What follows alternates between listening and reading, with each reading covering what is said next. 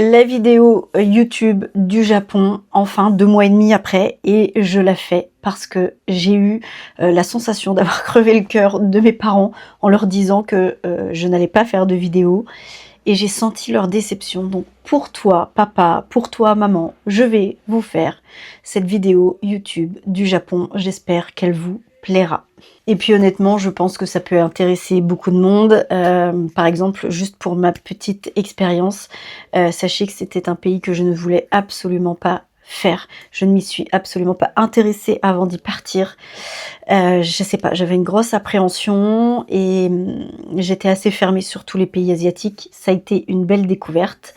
Donc je me dis, ben en fait, ça peut aussi intéresser certaines personnes. Je sais qu'il y en a qui vont y aller de nouveau avec Laurent l'année prochaine. Donc je vais vous donner les astuces que j'aurais dû me renseigner avant, ce que j'aurais dû faire et ne pas faire. Voilà. Si je devais parler information pratique, je dirais que il y a 14 heures de vol. Beaucoup pensent que c'est beaucoup plus d'heures, mais pas du tout.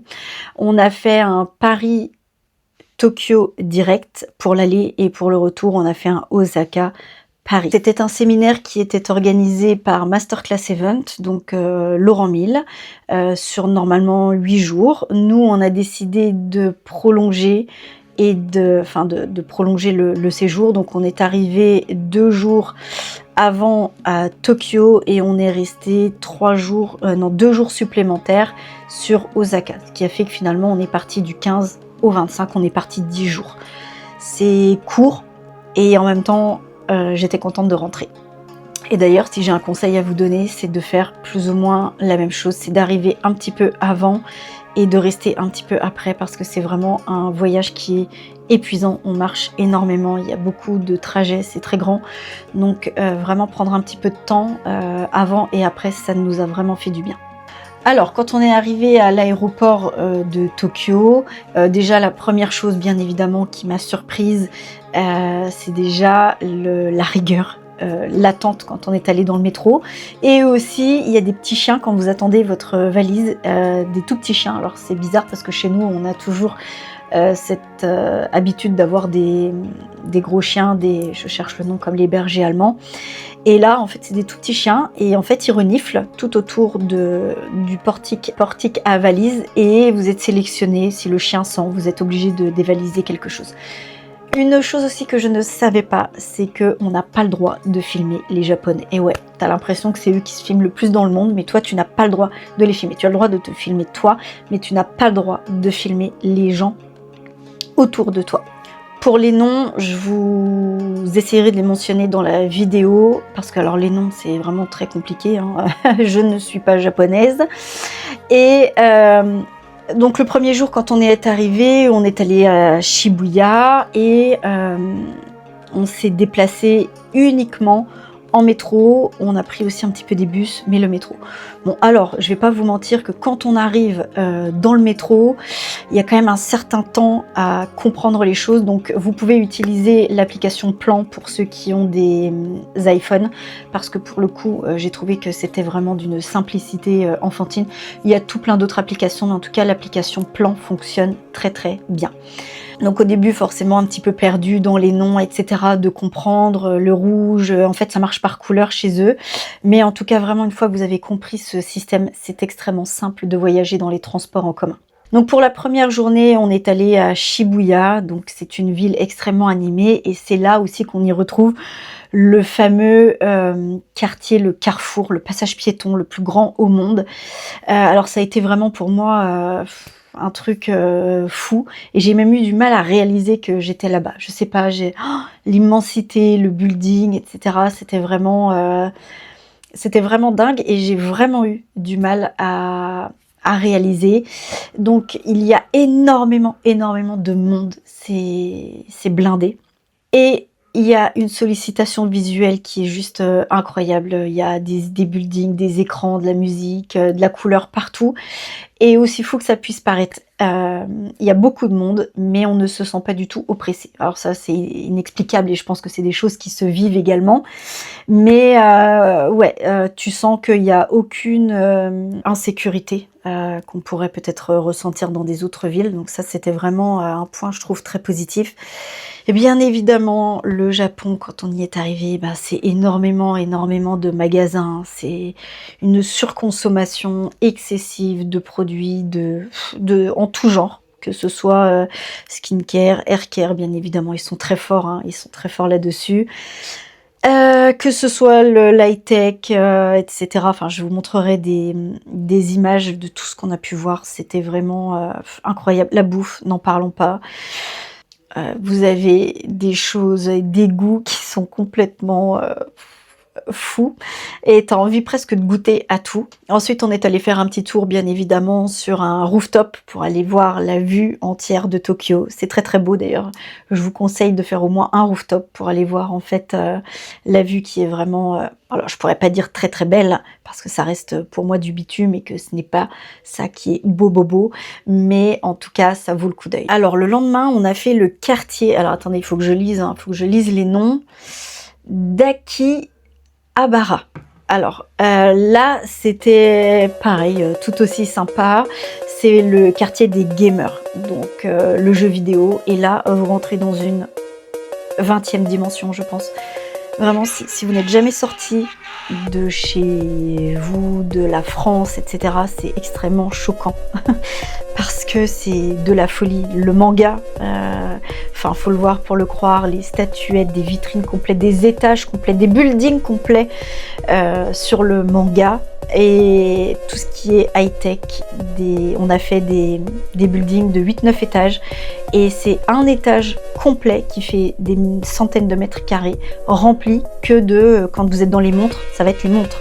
Quand vous êtes dans tout ce qui est auditif, vous n'allez avoir qu'un étage pour l'auditif, c'est quand même assez bluffant. Et toujours pareil, alors on a toujours envie de filmer parce que c'est tellement hors norme, mais on n'a pas le droit. Donc à plusieurs reprises, je me suis fait, clairement, hein, ils arrivent, ils se jettent, alors ils se jettent, peut-être moi qui exagère, mais voilà, ils arrivent vite fait et ils te disent que tu ne peux pas, tu n'as pas le droit de filmer.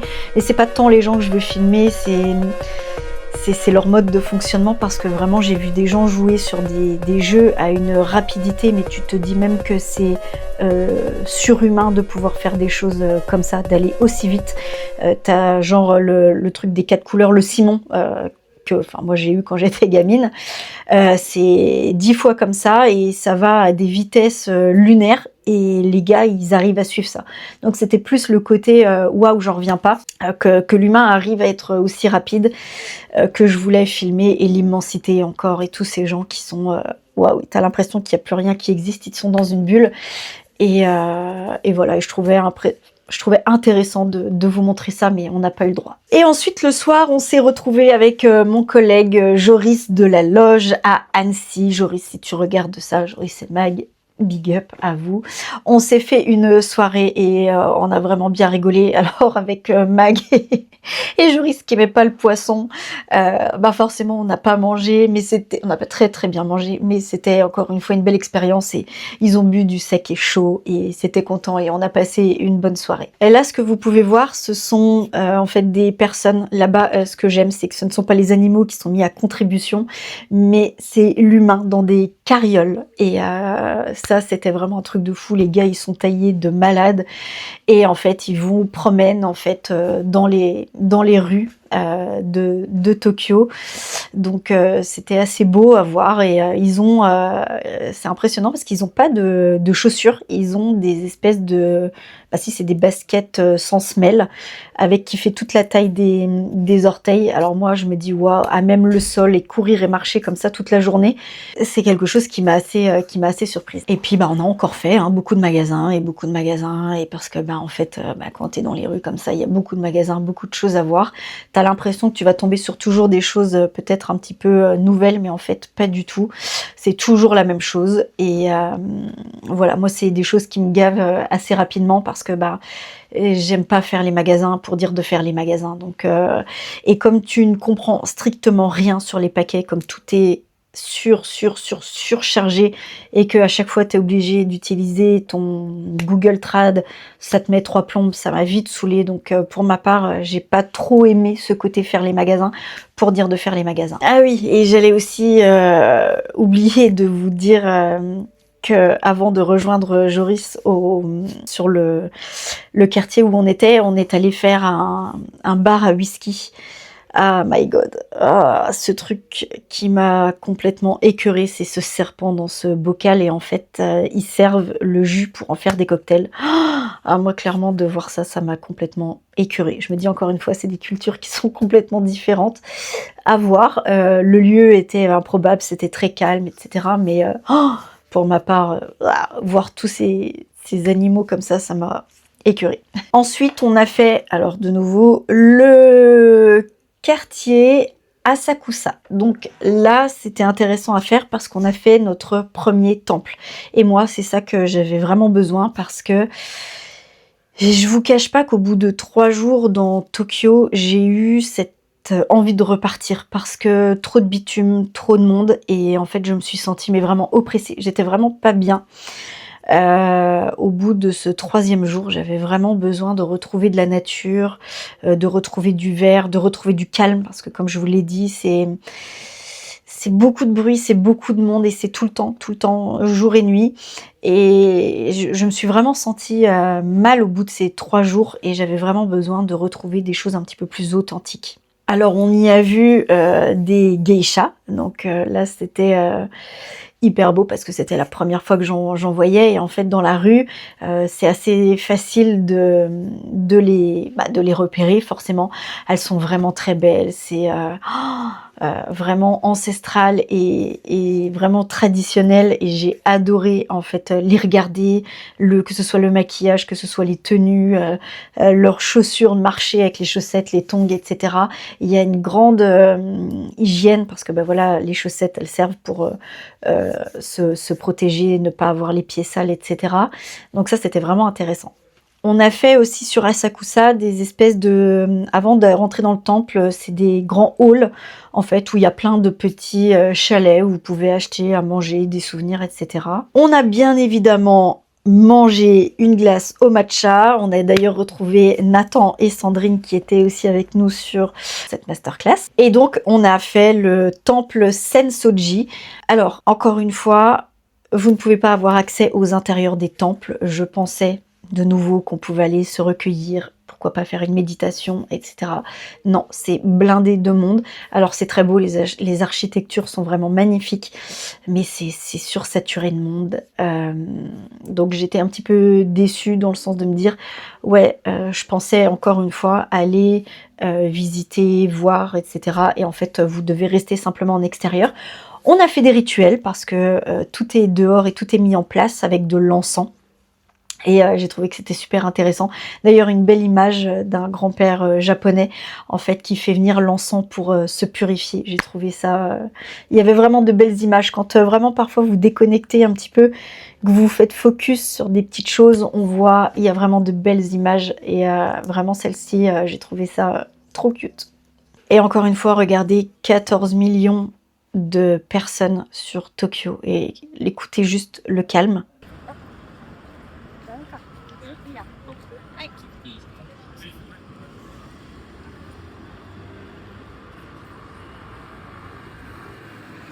Et il faut savoir qu'il n'y a quasiment pas de voitures. Les gens utilisent énormément les transports en commun, très peu leurs véhicules. Et franchement, ça c'est vraiment très très plaisant de se dire que ça n'est pas sursaturé sur la route, etc. Les gens utilisent énormément les transports en commun et marchent beaucoup. Et dans notre hôtel, on avait une salle de sport, donc on s'est fait un petit training tous les 3 avec Sandrine et Nathan. Ça fait beaucoup de bien après une journée pour se vider la tête.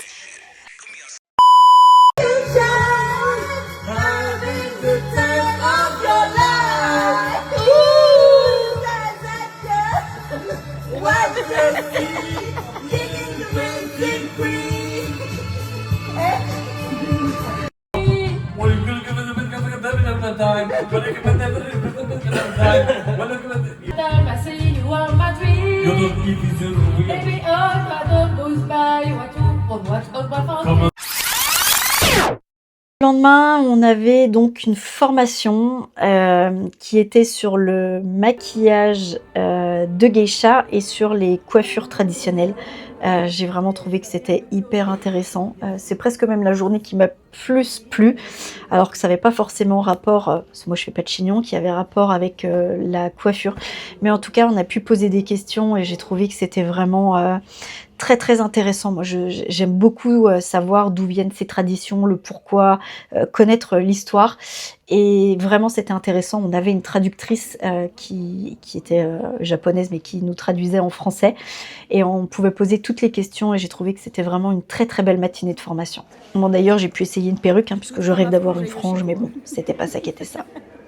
Et le lendemain, parce que c'était sur 2 jours d'affilée, on avait une formation sur la coupe au double ciseau, pareil avec un japonais et puis avec la fille qui était avec nous la veille. Et c'était très intéressant aussi de voir finalement la facilité qu'ils avaient de couper avec 2 paires de ciseaux. Donc vraiment 2 belles journées de formation. Donc ensuite on a quitté Tokyo pour partir sur Kyoto. Et on est parti sur ma chanson traditionnelle qui nous a symboliquement marqué là-bas, de Michael Jackson. Why? Why?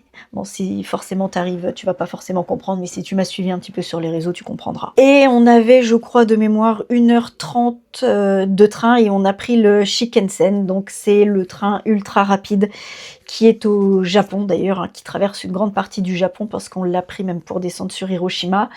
Et voilà, c'était une expérience à faire qui était sympa. Alors je voudrais pas vous dire de bêtises, mais de mémoire, on était toujours dans un hôtel Mercure, pareil, c'était vraiment incroyable. Alors on nous a dit, ah tu verras, les chambres d'hôtel c'est très petit. Alors franchement, j'ai pas du tout trouvé que c'était petit, c'était hyper propre, vraiment c'était irréprochable, et j'ai même trouvé que le petit déjeuner était encore meilleur qu'au premier hôtel. Alors l'après-midi, on est allé faire le pavillon d'argent, donc forcément là je suis refaite, on fait un rituel, et il y a de la nature, il y a de l'eau. Alors il faisait pas très beau, on a même eu de la pluie un petit peu, mais par contre c'était vraiment très beau. J'ai pas eu cette sensation que ce soit surchargé tout le temps qu'on fasse la promenade, donc c'est quand même assez rapide au niveau des visites, au niveau des temples, ce n'est pas non plus très très grand, mais c'est vraiment très très très très beau. Vous pouvez boire du thé traditionnel, enfin vous pouvez avoir des réservations, faire toujours des choses en plus quand vous visitez les temples. Et alors le soir, on est allé voir un combat de sumo. Alors je vais essayer de vous dire le nom d'où on était, à Higashiuga-Wako. Voilà. En gros, c'est un peu ça. Alors là, c'était franchement une expérience. Donc ça, c'était en dehors, en fait, du programme. Et dites-vous, les gars, que j'ai eu le plus grand fou rire, mais de toute ma vie. Alors, on a fait déjà dans un... Rien que d'en reparler, j'ai envie d'avoir et de rigoler, parce que, franchement, je pense que rien que quand vous allez m'entendre rire, vous allez rire aussi. On a fait donc cette expérience d'aller voir ce combat. D'ailleurs, franchement, c'était génial. Vous aviez le repas qui était inclus, le repas à volonté, boisson à volonté. Alors, je pensais qu'on allait voir des vrais combats, mais c'était un petit peu joué, surjoué. C'était beaucoup de rigolade. Il y avait beaucoup de rigolade avec eux. Mais vraiment, c'est à voir. Je vous conseille vraiment, si vous y allez, de réserver cette option, parce que franchement, c'est à faire.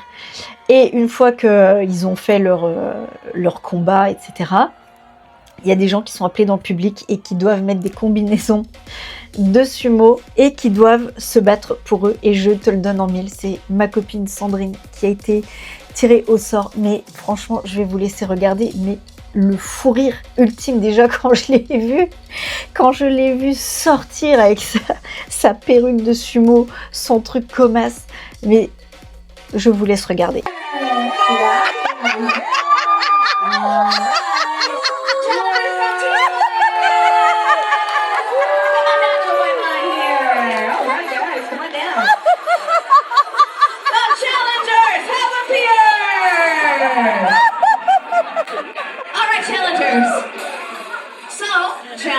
Thank you for for coming out. So each of you has a number on your necklace.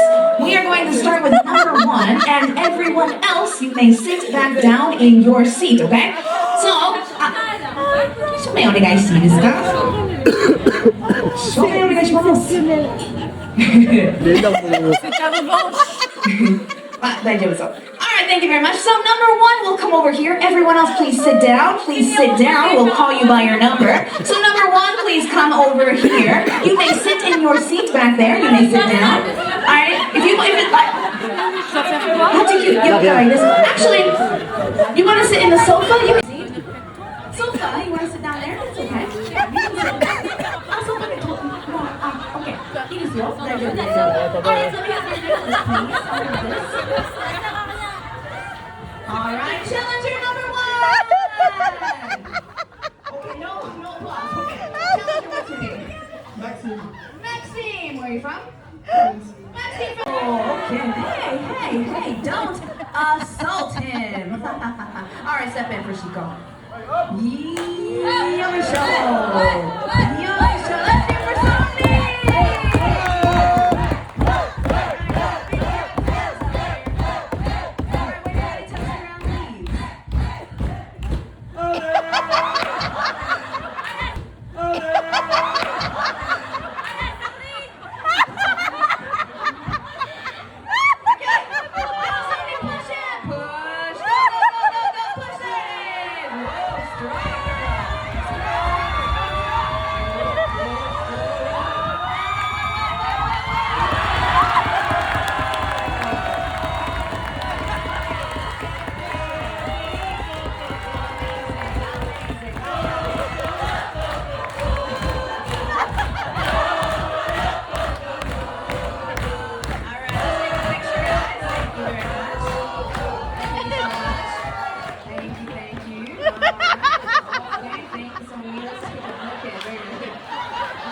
Nice picture. All right, sandwich. Thank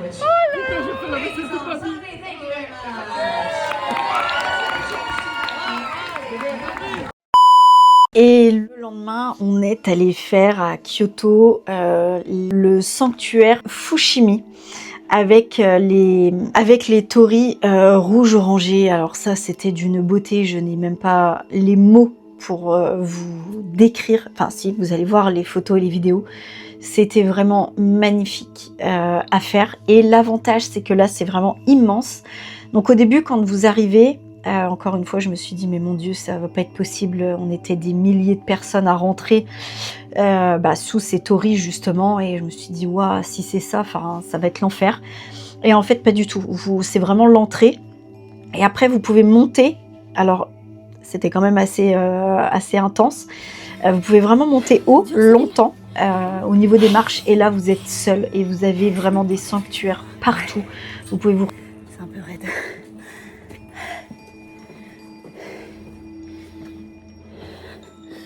Par contre, c'est vraiment juste incroyable.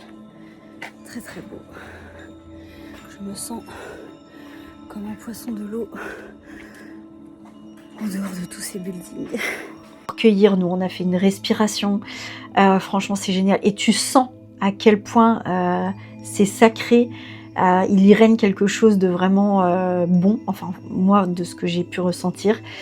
Et c'est vraiment quelque chose à faire. Et il faut vraiment savoir que chaque chose là-bas représente des divinités, représente symboliquement le côté paix, protection. Il y a vraiment tout plein de choses. Il faut... alors, moi, j'ai beaucoup regardé sur ChatGPT, je prenais en photo et je cherchais vraiment à savoir ce que tout représentait. Quand je fais quelque chose, j'ai ce besoin de savoir pourquoi je le fais, pourquoi je ressens des choses, etc. Donc ça, c'était vraiment très intéressant. J'ai beaucoup aimé cette partie-là. Et ensuite, toujours sur Kyoto, sur une après-midi, on a fait Nara. Et encore une fois, ça, j'ai vraiment adoré. Alors au final, je pense que j'ai beaucoup plus préféré Kyoto que Tokyo. Parce que même moi, quand je m'écoute vous faire la vidéo, je me dis que Bah oui, en fait, il y a beaucoup de choses que j'ai aimées sur Kyoto. Déjà beaucoup plus de verdure, beaucoup plus de temps, beaucoup plus ce côté un petit peu plus seul quand tu vas visiter des choses. Et à Nara, ben, bien évidemment, je me suis retrouvée avec les animaux, avec les daims qui sont en liberté, mais partout, partout dans la ville. Donc vous pouvez, alors là c'était essentiellement dans le parc, vous pouvez aller acheter à l'entrée des gaufrettes, qui d'ailleurs on a bien interdiction de leur donner à manger autre que ce que eux revendent. Donc on a acheté, moi j'en ai acheté plusieurs parce que j'avais vraiment à cœur de pouvoir les toucher, les caresser et de les nourrir. Et c'était vraiment pareil, hyper drôle parce que en fait, bah, je sais pas s'ils mangent tous à leur faim, mais en tout cas on s'est fait becqueter une paire de fois. Alors c'est pas des grosses morsures, hein, mais je me suis fait attraper, pincer, et ce n'est encore une fois pas méchamment, c'est juste qu'ils veulent en fait manger, donc ils t'agrippent. Et pareil, je te laisse regarder un petit peu toutes les vidéos. Et donc à cette partie du voyage, on était avec donc Quentin et Guillaume. Nous étions avec Sandrine, Anne, oui, Sandrine et Nathan, et puis nous étions avec Joris. Et nous avons eu... Non, je crois que c'est Quentin qui nous a trouvé un restaurant. Et pareil, encore une fois, je pense que ça restera un des plus grands fous rires de ce voyage. Où en fait, on s'est retrouvé dans un restaurant gastronomique, donc juste à côté du parc. Et alors bah là, c'était folklore parce qu'au niveau alimentation, bah, c'est pas du tout, mais pas du tout ce qu'on mange. Alors vous imaginez, je mange pas de viande, pas de poisson et pas de fruits de mer. Et en fait, on a eu que genre des trucs hyper glauques, des espèces de fruits de mer, poissons crus, de la viande qui était à cuire sur des espèces de petites briques avec une bougie en dessous. Enfin, hyper drôle. Pareil, je vous laisserai regarder. C'est vraiment très spécial, hein, la cuisine asiatique. Pour moi, c'est pas mon truc. I go, hein? I go. 1, 2, 3.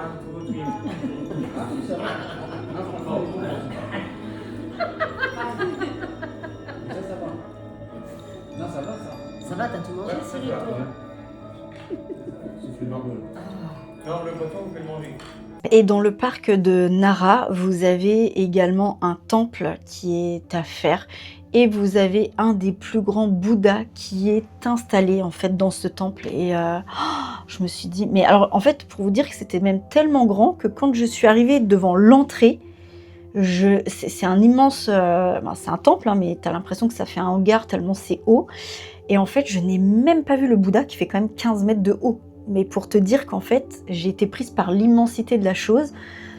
Et de se dire, waouh, c'était énorme. Et en fait, d'ailleurs, pour cette petite aparté, je pensais que le bouddhisme était une religion. Et en fait, pas du tout. La religion qui est au Japon, c'est le shintoïsme. Et le bouddhisme est un mode de vie. Et d'ailleurs, ne le sachant pas, comme moi personnellement, je n'ai pas de religion. Forcément, pour moi, le bouddhisme étant une religion, je ne m'y suis jamais intéressée. Sauf que quand j'ai découvert que c'était un mode de vie et que j'ai commencé à m'intéresser là-dessus, je me suis dit, ah mais oui, mais c'est déjà en fait finalement ce que j'étais en train de faire et sur lequel je travaille. Alors le fait d'être là-bas, ça m'a vraiment, quand j'ai compris la différence au niveau du mode de vie et de la religion, ça m'a vraiment... ouais, je me suis dit, c'est vraiment ça. Et j'aime beaucoup ça. D'où, d'ailleurs, j'aime beaucoup leur mode de vie, le respect des autres, etc. Voilà, ça, j'ai trouvé que c'était quelque chose à savoir. Et donc, pendant cette visite, c'était très beau. Il y a plein de choses à savoir.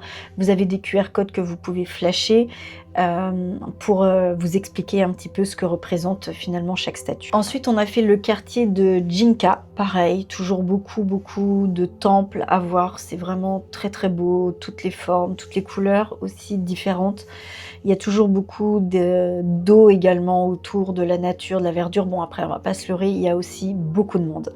Et comme c'était la fin, qu'on approchait de la fin du voyage, je me suis dit quand même que j'allais aller m'acheter un petit peu de skincare. Donc j'ai discuté avec une nana qui était vraiment très sympa et j'ai fait quand même quelques petites emplettes et que j'ai ramené aussi bien évidemment à ma fille. Donc là-bas, et le masque vraiment phare, c'est fait à base de Regarde riz. ma fille, C'est j'ai acheté les meilleurs masques du Japon et qui pour le apportent de visage. l'éclat à la peau. Voilà. J'ai acheté Et alors, plein au je ne sais plus combien dième jour, nous sommes partis à Hiroshima. Alors, comment vous expliquer? Hiroshima, encore une fois, je pense que j'étais très mauvaise à l'école. Difficile, parce que je m'attendais pas du tout, quand je vous dis pas du tout à ça, c'est pas du tout. Je pense que j'ai été autant émerveillée que j'ai pu pleurer, parce que tu passes vraiment du coq à l'âne.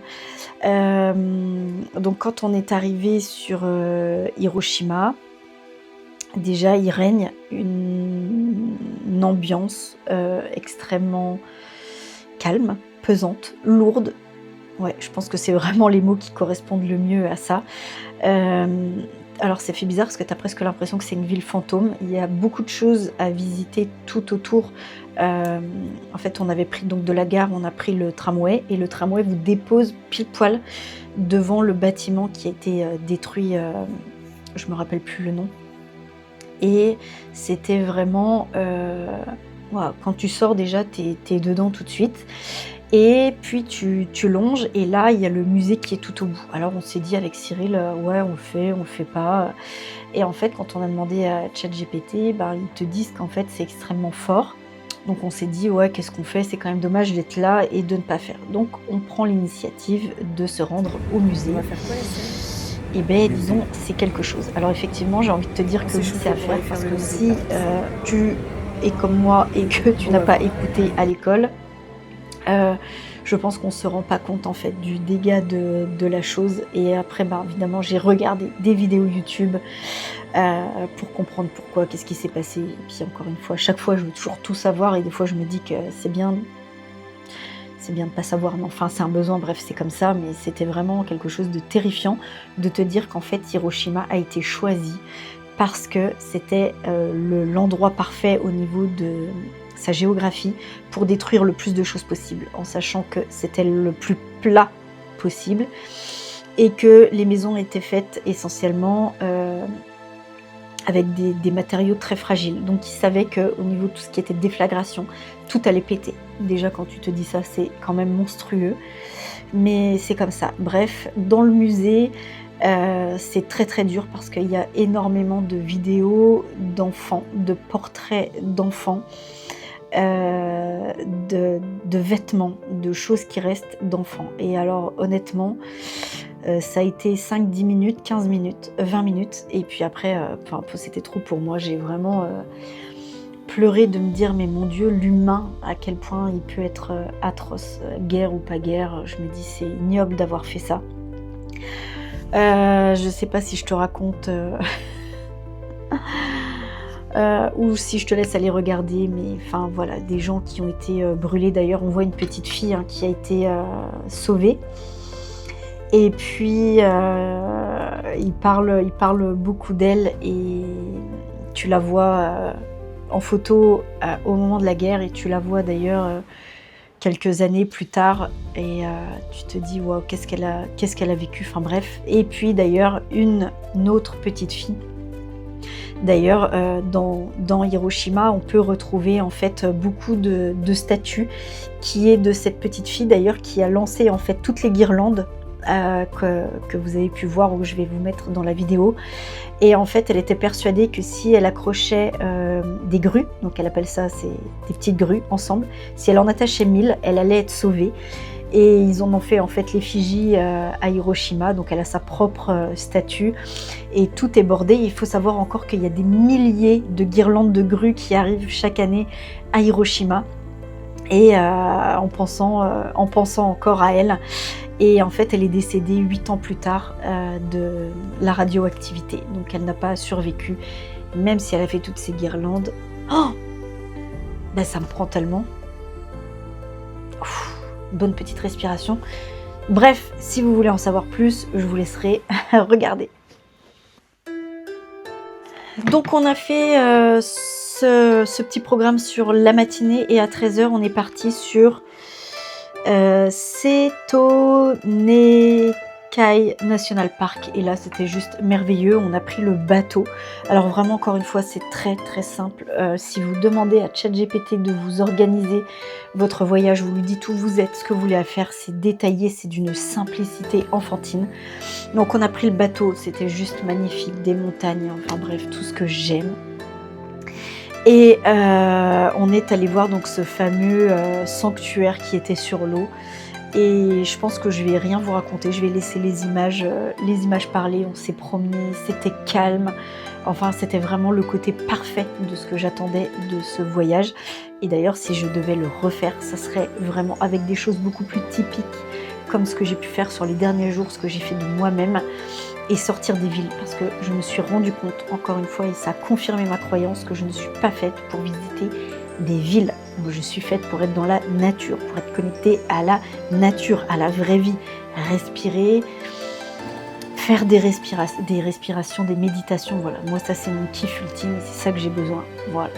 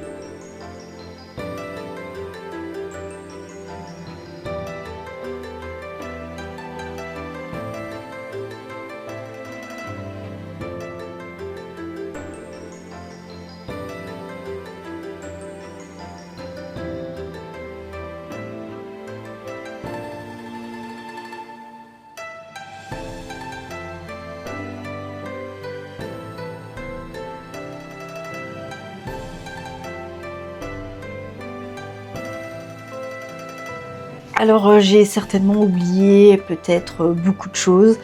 J'ai essayé de vous mettre un maximum d'images. Ce que je retiendrai en fait de ce voyage, c'est que ça a été quand même malgré tout une très belle découverte. Certes, je n'aime pas la ville, mais c'était quand même à découvrir.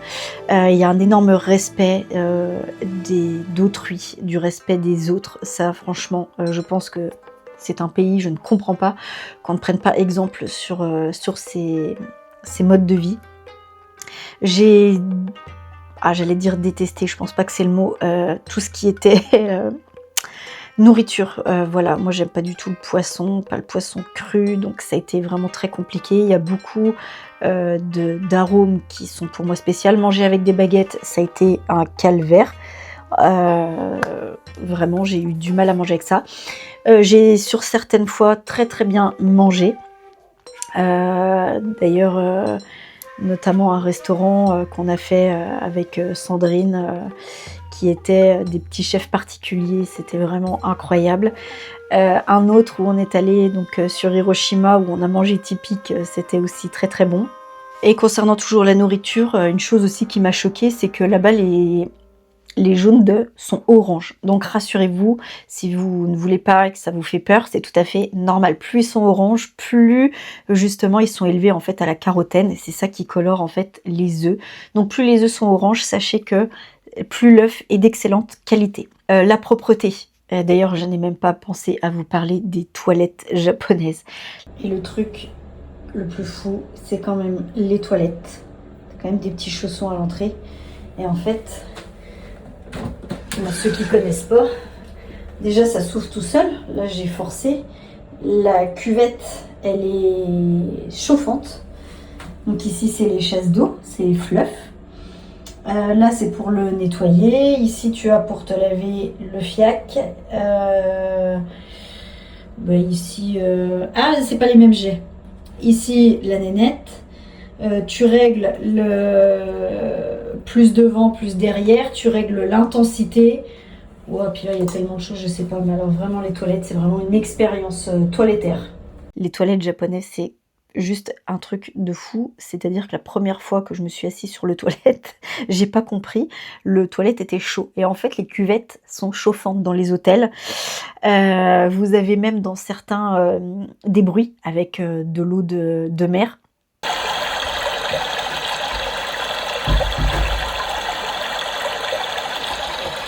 Pour justement pas qu'on vous entende, que vous puissiez aller dans le toilette, que ce soit du métro, que ce soit dans un restaurant, d'une propreté les gars, mais franchement, mais putain, mais prenez-en de la graine quoi. Enfin peut-être pas toi qui vas regarder, mais j'ai envie de dire aux gens: «Mais merde, c'est ça qu'on veut quoi, de pouvoir aller aux toilettes derrière une nana et pas te retrouver avec un chiotte dégueulasse». Mais ouais, c'est ça les gars. Bref, les toilettes, c'était un sujet qu'il fallait aborder. Ben écoute, je pense, finalement avoir fait le tour. Je vais peut-être te laisser quelques bribes de vidéos, que tu découvriras par toi-même, qui n'ont plus aucun sens et que je vais mettre comme ça.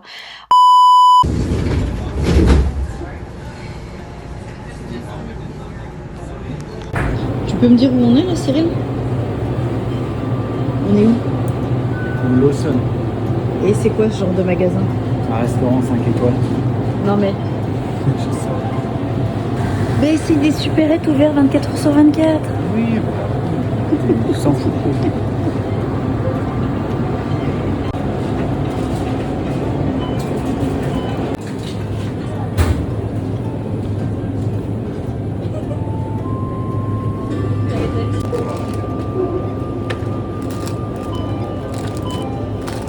Alors toi qui as découvert les mochis, Cyril, Très bon. tous les soirs,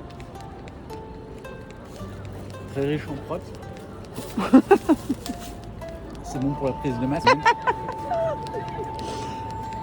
est-ce qu'ils sont meilleurs que ceux de chez Picard? Non.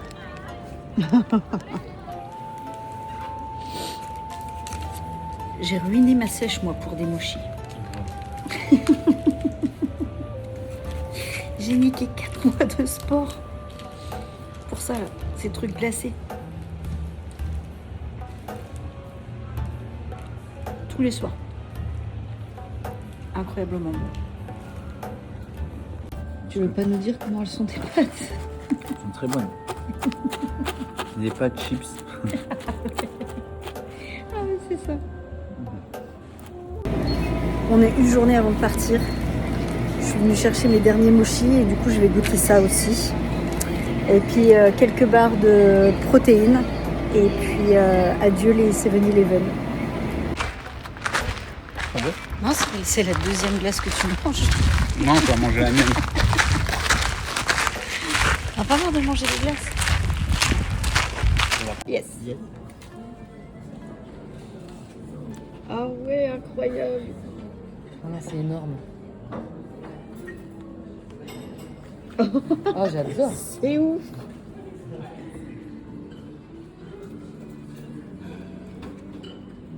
Ah, on aurait dit une pastille des fers à levain. Oh, c'est incroyable.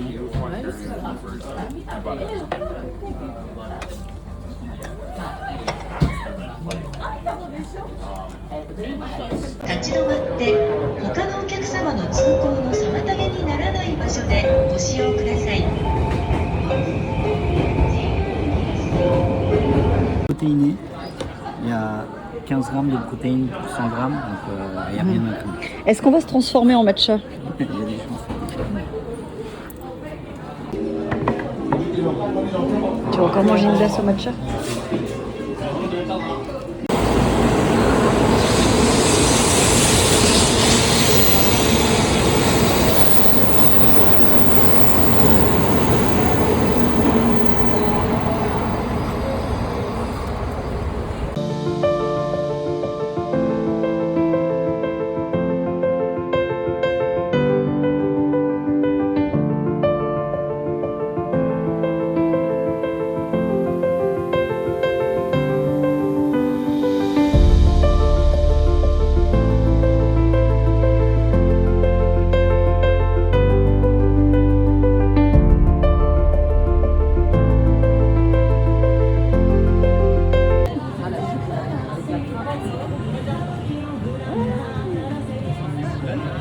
Oh là là là là.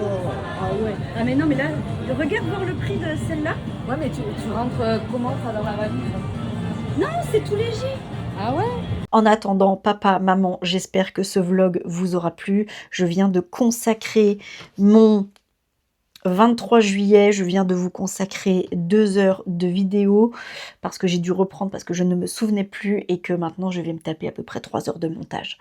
Voilà, bisous, je vous aime tout le monde et mettez-moi un like et un commentaire si vous avez aimé. J'ai été coupée parce que ma caméra est en surchauffe, donc je disais j'espère que cette vidéo vous aura plu, mettez un like, un commentaire, je vous fais des gros bisous.